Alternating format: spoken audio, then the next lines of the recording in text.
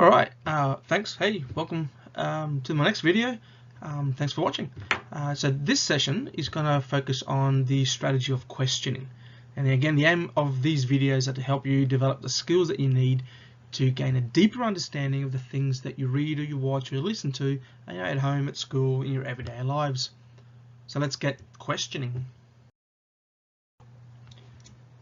So questioning is all about, well, questioning things. So you're asking lots and lots and lots of questions: the who, the what, the where, the when, the why, the hows.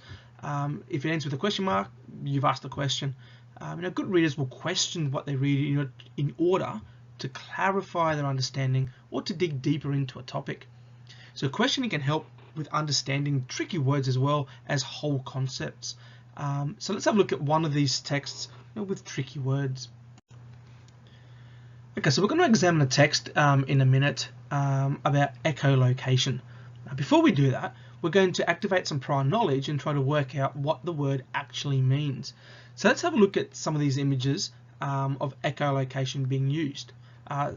Over on this side here, you've got scientifically a bit of a scientific diagram of a bat, a whale, and a submarine using echolocation.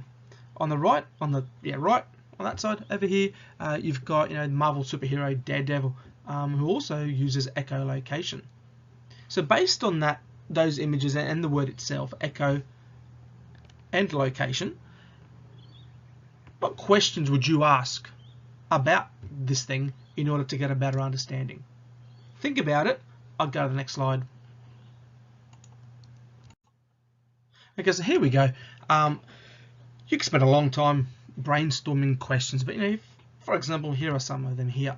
What does echolocation mean? What are sound waves? What is sonar? Based on the little lines, I'm thinking that's to do with sonar. What do the bat, the whale, the submarine, and good old Daredevil have in common? Do they use it? How do they actually use it? Is it to do with hearing or is it to do with sight?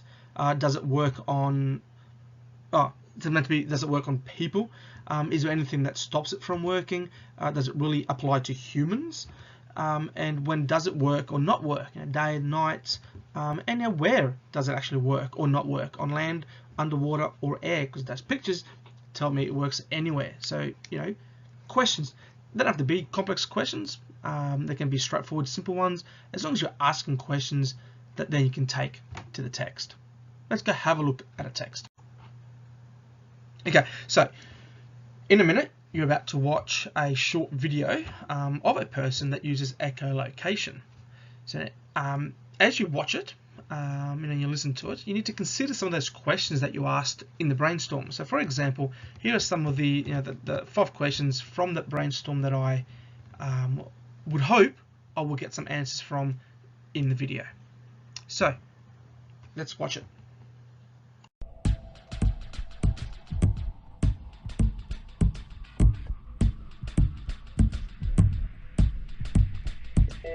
The view. What is the view to a blind person? Many people very much mistakenly, and tragically so, assume that the view means nothing or little to a blind person. A view is a composite of experiences. That's what people enjoy, even if they're not conscious of it.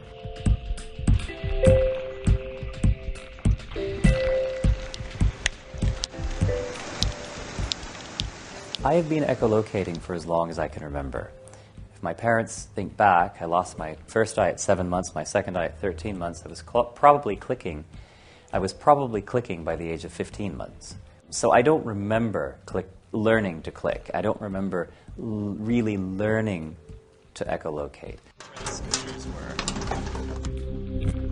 Around here there's not, lots and lots to detect, but immediately there's this pylon here, and there it is. And then there's an object about 20 feet away here, and another one about, 50 feet away. The process of echolocation in humans is very similar to the process in bats. In fact, it's virtually identical.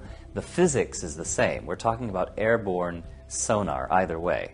A bat can detect an object the size of a gnat from, you know, so many meters away.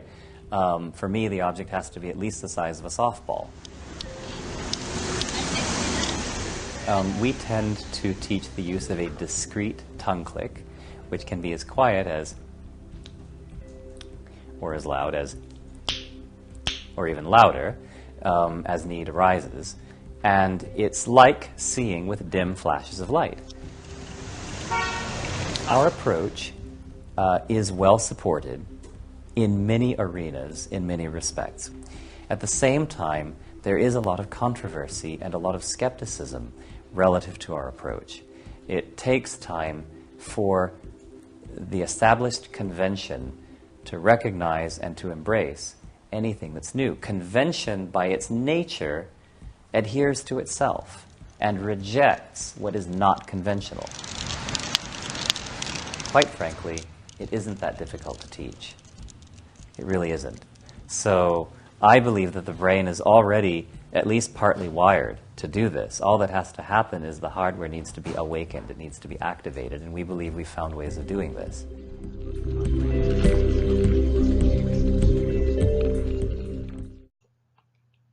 Okay, so you watched the video on echolocation. It's extraordinary. But did they answer your questions? So, let's have a look at them. Does it really apply to humans? Clearly it does. What does echolocation mean? It's a system of using clicks to create sound bouncing off objects for a person that's blind, for example, to be able to see objects around them.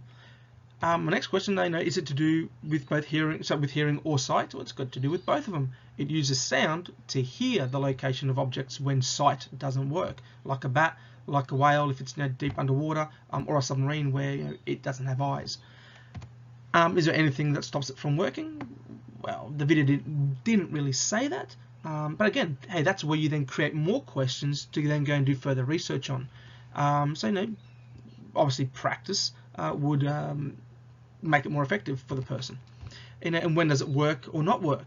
So by the looks of it, it can work at any time, anywhere, but I'm going to make an inference and kind of think, well, it probably wouldn't work that well in really noisy areas because the sound would all get drowned out. That's my guess. So yeah, so after that video, you probably got a lot more questions than answers. And that's fine. That's the whole idea of questioning, is that you question what you see, what you read, what you write. If the video or the text doesn't give you the answers, guess what you do? Go read something else. So there you go. Go and read something else and question. Question everything.